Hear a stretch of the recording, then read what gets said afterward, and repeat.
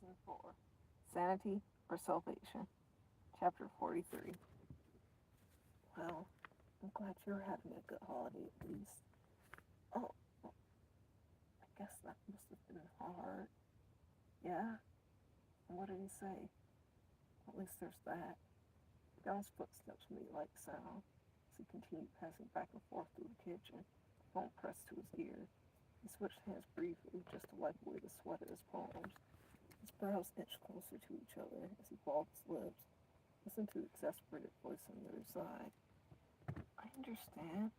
Well, not that part, but sorry, yeah. No, I haven't. I know, but we're all having such a good time. It just, yeah, you're right. It's not going to. Gunn continued, rambling just a bit when it was his turn to speak. Found himself glancing out to be sure the rest of the house was still occupied. Then he turned his body away, shifting his weight before he started pacing again. Well, maybe I'll just wait till we can get back, and then I'll explain.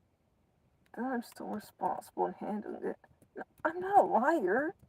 Don's voice cracked a bit at the end, feeling a heaviness settle in. He huffed, about to speak, but was cut off. Yeah, I know. I'm trying. No, not just for me. For us, I promise.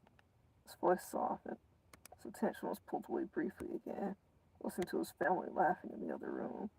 Everyone was relaxing, playing board games and enjoying a few snacks.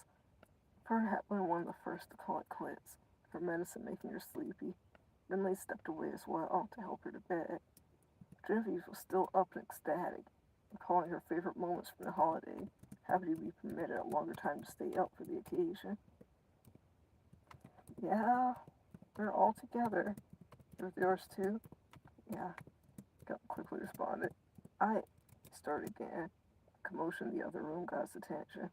There was squealing laughter, then a knock at the door, crisp and clear across the room, distracting everyone else too. It's getting late, past the time company should be over, unless invited. I'll get it, Genevieve announced. She scrambled up from the puzzle she was finishing with her parents and raced to the door. Jenny started with a warning tone. Before he could get up, Genevieve was yanking the door open fully. Hi, Mary. Genevieve smiled quietly, her cheery welcome cut off as she looked up, making eye contact with the stranger. She took a step back. Unbroken eye contact. Even as the glove was pulled off and a hand extended to hers in greeting, Genevieve bumped into her dad as she made small steps to back away. What did I tell you about opening doors alone? Pine gently scolded her. He got in front as Genevieve ran to her mom, jumping up into her arms, getting Genesis concerned. Hello there. May I ask you what you're doing here? Plain question, eyeing the young man in front of him. My apologies for this intrusion at this ungodly hour, the other responded, placing a careful hand over his chest. I'm here to see Galen Bikini. He's tired, I'm afraid. He followed up. Galen almost dropped his phone while seeing the scene before him, just as he entered the room. He cursed under his breath as his phone clicked off. The wind picked up outside, creating a gentle howl, rustling through the treetops. The tranquil heat from the home battled with the harshness the outside room offered. The mix of the home's once calm atmosphere, now coupled with a new thickness, made the slight standstill nauseating. Galen could feel his stomach slowly cramping up, his throat go dry. To barely keep eye contact. This was not the way he wanted his parents to find out about his shortcomings. But here was the bundle of secrets right at his doorstep. While he knew the other person involved in this and had what he thought to be a growing friendship, he didn't know if his actions had dampened everything. He was about to be discovered in the most casual way. Galen, please, come greet your guest. Clay ushered him over. From his tone, Galen could tell he was slightly questioning him. It was odd for someone to be here this late. This was someone he hadn't mentioned once to his parents. Come right on in, sweetie. It's cold outside. Come get warm, Genesis invited the man, while Genevieve hugged onto her, still hiding her face in her mother's neck. Thank you, ma'am, the young man answered, stepping aside. He shared a look at Galen, who still stood awkwardly. Is this a friend from college, sweetie? I've been dying to meet more of your friends. I just knew he was going to be just as popular there as he was in the other school. Genesis blathered on, placing a gentle hand on the back of Genevieve's head for comfort. Looks like she's getting tired. Maybe take her to bed, I suggested stiffly, placing a hand on his wife's shoulder. Oh, right. Well, good night. What was your name again? Genesis questioned, a smile on her face. Marcy Keene. Delighted to meet you. He answered, shaking her hand. What a polite young man. No wonder you two are friends. Genesis fussed, grinning at her son, who weakly gave her one back. She adjusted Genevieve in her arms and took her away into the other room, leaving those three alone. Season 4. Sanity or Salvation. Chapter 44. A few moments felt like hours to Gowan. He wanted to start talking, but feared he'd blurt out everything. So he stood, silently hoping for mercy in a situation messed up so bad. So, what's this dire news you're here about? Klein questioned, folding his arms. Looking from him to Gowan, arching an eyebrow. Gowan swallowed stiffly, seeing the look from his father, squinted his eyes, waiting for his news to be spilled. Even a little of it was enough to make his father question him, and he knew he couldn't lie directly to his father's face if he was asked. If eat's not too much, it's a personal matter concerning only the two of us, Marcy King insisted. Gowan's eyes widened, eyeing him sharply. Oh, I spoke up and crossing his arms. After waiting for a moment, seeing his son didn't deny it. I see. You don't need me hanging over everything you do, Klein joked lightly. Someone's going to college now. Working, he assumed, living on his own. It was late, and this may be a perfect stranger to him, but Klein gave another glance Marcy's way, watching it as he ran his fingers through his hair, readjusting it. His son was an adult, practically. Of course he could handle his own endeavors. Klein nodded, stiffly patting Gowan on the shoulder as he left out. In a matter of seconds, the two were alone with each other. Gowan felt his nerves wash over him. He was always friendly and fine with talking to new people. He did technically know them, but at times they were in person with few and far between. Thank you, Gowan started out before Marcy could speak. Uh, It's been really hard on me. I know I've been asking a lot, and you don't really have anything to do with this. I hope I'm not ruining your experience here with all of my drama. Gowan nervously rambled. Marcy pierced him with a stare. I appreciate it, though, and I'll pay you back. The money wasn't even really for me. I'm not just using it for luxuries or anything. I had to help my friend. You know, Arden. I'm sorry, it just continued. Marcy cut him off.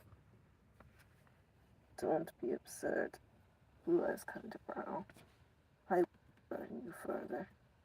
Gowan's shoulders untensed. He absently rubbed the back of his neck. A smile slowly crept across his face. He knew he had to get things under control. But for the time being, it was nice not having to be the one to figure it out or be the rock to lean on. Having said that, his voice trailed. At an instant, Gowan's attention was back. Only be covered for so much. He did say it was urgent, or else he assumed Marsden would have been still staying quiet at his parents' home. Felt their knowledge. Oh, well, what happened? Is everything okay? Hal wrung his hands, searching Marsden's face for any clues. He looked away and it was obvious nothing would be revealed until he spoke. Where I've traveled from, as well as the college we're meant to attend, are requesting confirmation of my safe arrival. He explained smoothly with a tilt of his head. Oh, right. Yeah, we should hurry and take care of that, Dal said anxiously. Finally, something was going his way. He'd be able to attend school again, and hopefully tell his parents about the mess-up. However, Smarsikin wasn't forced to stay in college during his abroad stay. He still wasn't sure what his parents would think, seeing his new friend around. But Gal stole another glance at him. He had no trouble helping him. He was sure he would continue his travels around without alerting his parents. He was grateful for the help and understanding. He didn't stand around for much longer. Gowan quickly told his parents he had college work to take care of, and left off to get the paperwork and photos, both online and off, prepared for his college, Marzikin's abroad trip, hoping this meant things would finally start to look up. Chapter 45. Hurling insults like breathing. Couldn't feel the weight so high in his condescension.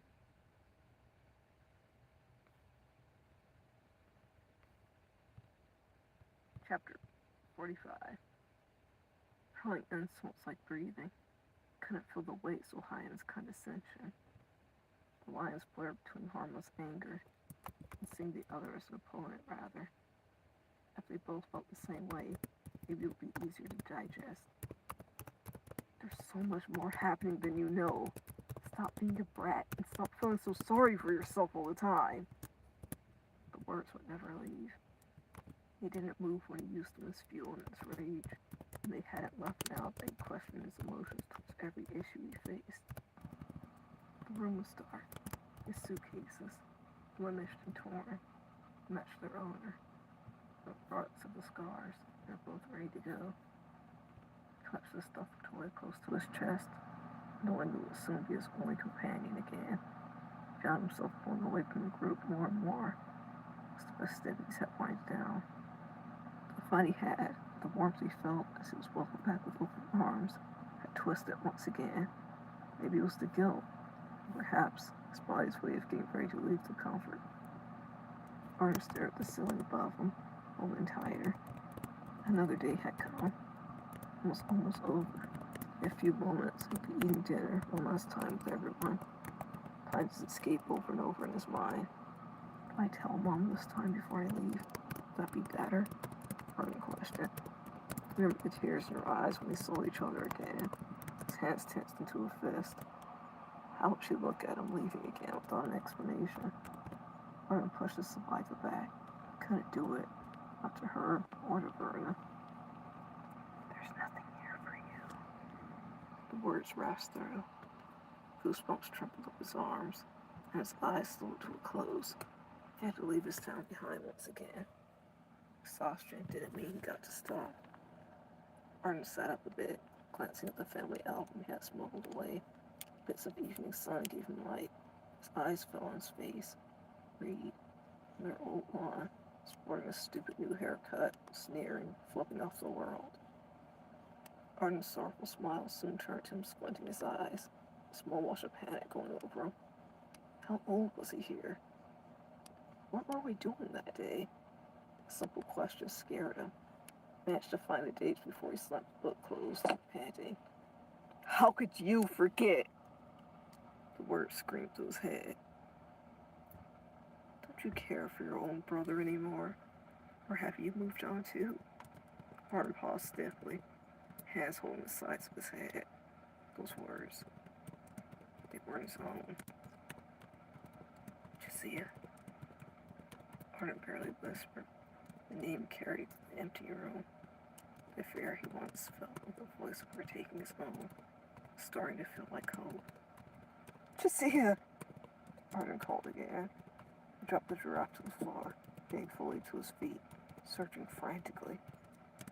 You miss me, little Adler. Josiah. I do nothing. I'm running out of time. Just. Arden immediately pleaded. He didn't know when his opportunity would be back. He couldn't risk it. He soon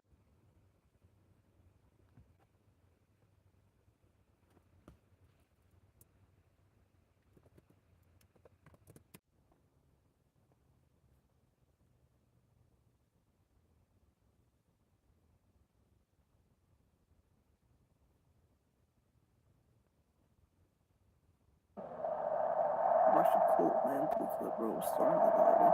He saw his book, picking up on a big deal. Started flipping through his pages. Stayed upon his luggage. Arden's eyes looked to it. His teeth gritted. He glanced at the door and back at the book. Slowly, Arden approached it. Couldn't tell his tension from excitement in this moment. A familiar page caught his gaze. A tall, commanding statue. The people lined about it, sprawled in all different directions, seeming to circle the figure. Before Arden could question its relevance, frustrated with having seen this page before, he noticed something that hitched his breath. Staring closer, he noticed the people had been replaced. The blur smeared of a face he couldn't recognize was now someone's features he knew very well. Arden almost fell back from the shock. Those open eyes, the pained expression he couldn't quite place, dirt stains mingling with his own blood, torn clothes. Arden's hand went to his mouth, his stomach dropped grossly, and his face went hot. Yara, he whispered, you have failed and failed again. However, I commend you for at least staying diligent, caring. While you still shed tears, others have dried up and moved forwards. Lucia whispered with disappointment. The pain sadness in Arden's face, staring at what he'd done, slowly melted away, a heat replacing in his chest rather.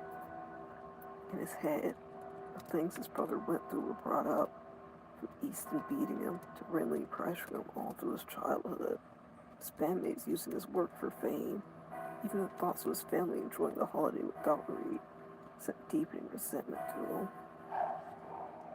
We'll be in contact, Arden Adler. You leave tonight. The final words Arden heard from him, for he was called out for dinner. Season 4. Sanity for Salvation. Chapter 46. Dust. That sounds so fun. Dust. That sounds so fun. Really started with a glance. She gave an awkward smile. I'm not sure I'll have the time, though, she admitted. Oh, don't look so bashful.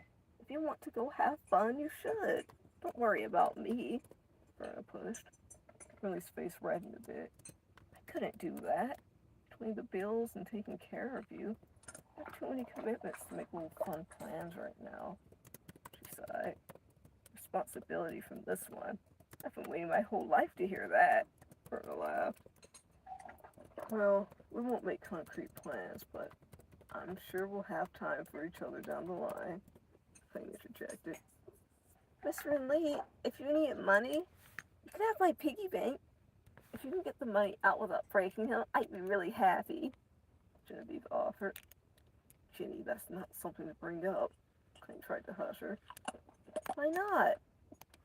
We need money for bills, and we have money, so let's give her some, Genevieve cheered.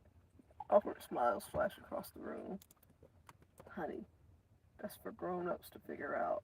Don't worry about it, May spoke softly.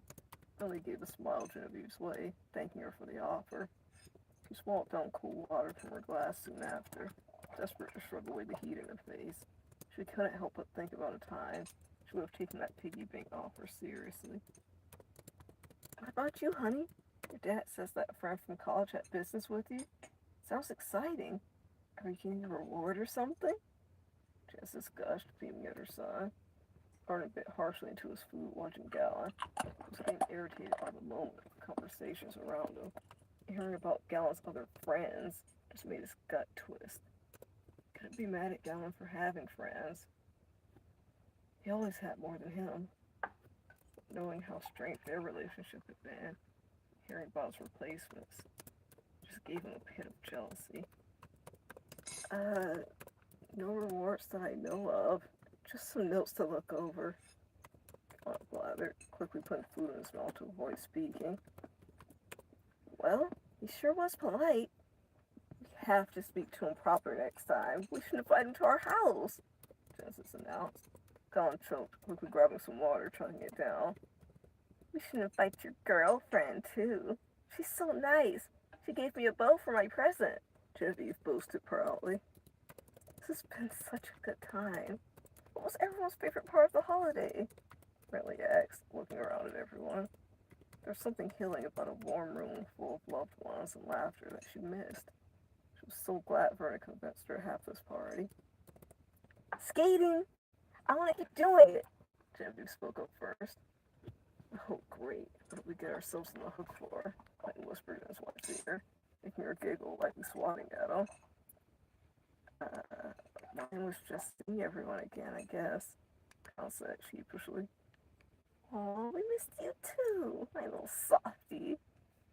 Genesis spoke warmly. She grabbed Gallon, kissing his forehead, making him struggle in embarrassment, while the others laughed. Well, my favorite part was breaking my hip, Berta quipped, causing silence and then laughter. Mother, don't say things like that, Millie shouted. It's my hip. I think I earned it, Verna laughed. I enjoyed all the meals we shared. The sense of togetherness, sharing food with loved ones, Clay remarked after the laughter died down. Oh, that's where my baby gets his sensitivity, for my big soft teddy bear, Genesis cooed, kissing him. I love seeing all the decorations. It was absolutely so fun. Having my babies together again. Oh, someone pinch me. Genesis quickly spoke while the Clay was still flustered. What about you? What was your favorite?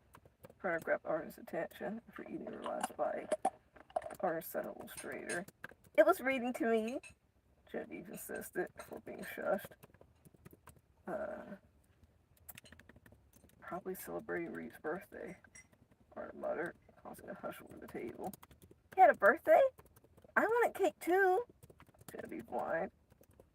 It was nothing much, sweetie. I can get you some dessert now if you finish your dinner. Millie quickly spoke up before anyone else could. Nothing much, Arden muttered. That pesky feeling came back. Those words sting me more than they were ever meant to. Just drop it, Gal muttered, seeing the sharp look in Arden's eyes. Arden scoffed, the same man lecturing him about the family, telling him to drop it. He could feel the tension tightening. You wouldn't be saying that if it were yours, Arden whispered before he could catch himself. The hurt of their fight worming its way back inside. There was shock, then anger in Gallon's face, staring at Arden. Are you boys all right? Clang next, brows furrowing, catching the looks. Arden's just a little sensitive about his brother. We don't have to bring it up. It's the holidays. Millie once again tried to diffuse. She had noticed Arden cooped up away in rooms when he could, staring longer at pictures, listening to his music all the time. She figured Arden was finally ready to grieve properly, and found more comfort in Reed's birthday celebration, rather than just remembering him with joy like she and Verna had learned to. But she didn't want to let his sorrow ruin what they had here. This wasn't something for little kids' ears to hear, and she certainly didn't want to bring down the mood. It would just have to wait. As much as she loved and missed her firstborn, sometimes his name seemed taboo.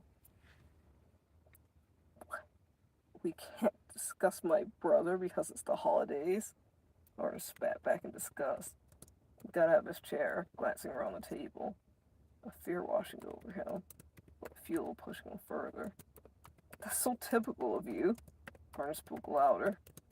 Crane was about to speak up, but a gentle hold from Genesis coiled him for a moment.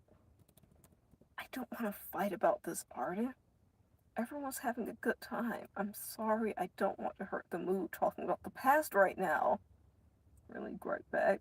The past? You're acting like he's gone and forgotten. What, just because he's not useful to you right now? Arden yelled. His emotions ran hot. Maybe you should have never heard the information about what happened between Reed, Easton, and Renly. Knowing more about how that relationship worked made him slowly start to piece together just how much Reed did for the family. Things Josiah said seemed to ring true. Arden felt his teeth grit, balling his hands in a fist as he stared at his mother. The look on her face just seemed to annoy him. She just wanted to get out of the conversation, something that was messing with her. His mind whispering how he needed to defend his brother and make them not forget. Genesis slowly exited the room with Genevieve, who began realizing a fight was happening. Her soft voice asking why everyone was so upset, trailed off with her mother. Crane interlocked his fingers, watching intently. Would you just... Look what you did! Can you just give me a moment? I've been struggling, missing Reed for a long time, and the minute I'm not crying and sad about it, you police me? Lay's voice gained volume. He's family, You should bring him up regardless of how it makes us feel. Arden spat mockingly. Galen scoffed, looking away. He didn't want to escalate. He could feel himself tensing, listening to the words spilling from Arden without care. Really, Arden? You left to who knows where. You weren't here to talk about him when everything first happened. We needed you here.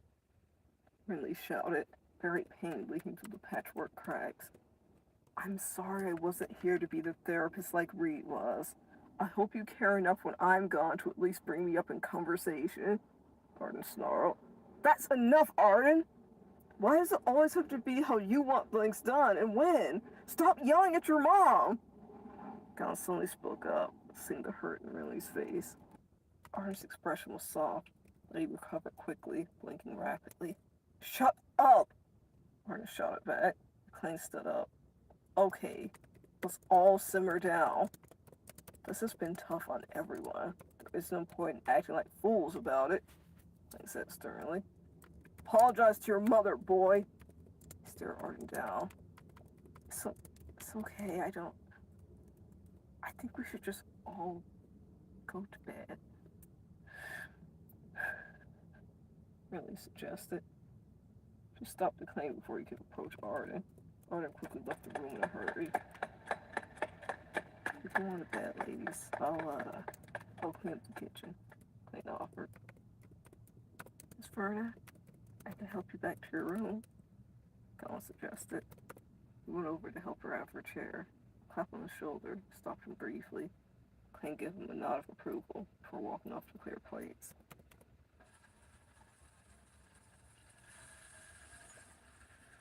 Am I a bad mother? Really whispered the question. John took Verna away to the other room. She finally felt like she had the space to exit. I don't know how you parent your kids when they were young. I wouldn't label you as a bad mother. You're dealing with an unruly child, however. He hasn't learned his limits yet. His emotions run wild in inappropriate times. Concealing things makes you act out in foolish ways later, Clayton told her. He filled the sink with soapy water while Riley leaned against the counter. I keep trying to make good decisions, but it seems like the past won't stop coming back at me. Riley chuckled dryly. Her focus shifted from the wall to looking longingly up at Clayton. Embrace it and move on as best as you can. You can't control how your son feels, but you can give him boundaries when it comes to speaking to you, Hank offered as he scrubbed at a plate.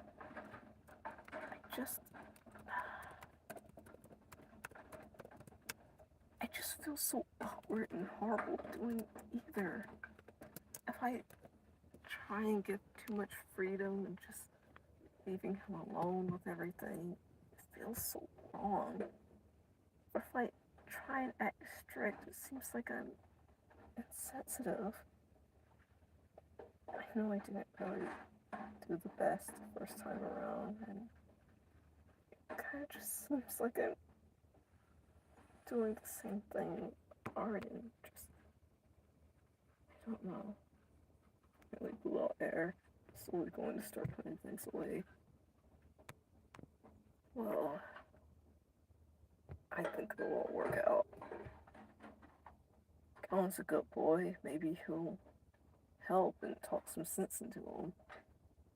They're the same age. They'll probably be easier for him to talk about whatever he's going through.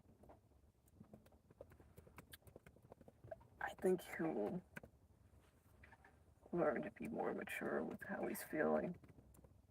Because if he doesn't, there's really nothing you can do, really. I told her. Really